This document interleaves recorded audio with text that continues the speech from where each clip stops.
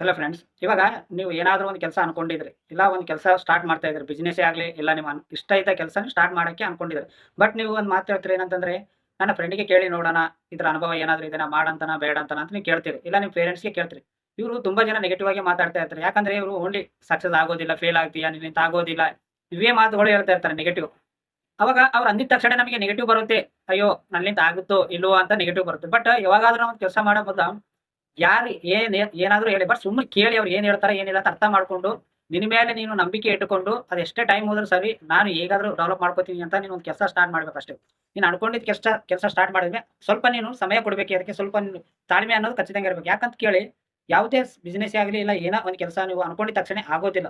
ಹಾಗಂತ ನೀವು ಅದನ್ನ ಬಿಡಬಾರ್ದು. ಇವಾಗ ಸಕ್ಸಸ್ ಬರ್ತಾ ಇಲ್ಲ ಅಂದ್ರೆ ಸ್ವಲ್ಪ ಬೇರೆ ರೂಟಲ್ಲಿ ಚೇಂಜ್ ಮಾಡಿ ಸಕ್ಸಸ್ ಆಗುತ್ತೆ. ಇವಾಗ ನೀವು ನೆಗೆಟಿವ್ ಪೀಪಲ್ಸ್ ನೀವು ಸಕ್ಸಸ್ ಆಗಲ್ಲ, ನಿನ್ನಿಂದ ಏನೂ ಆಗೋದಿಲ್ಲ ಅನ್ನೋರೇ ನೀ ಸಕ್ಸಸ್ ನಿನ್ನಿಂದ ಬರುತ್ತಾರೆ. ನೋಡಿ ನೀವು ನಿನ್ನ ಮೇಲೆ ನಿನಗೆ ತುಂಬಾ ಕಾನ್ಫಿಡೆಂಟ್ ಆಗಿರ್ಬೇಕು, ನಂಬಿಕೆ ಇಟ್ಕೋಬೇಕು.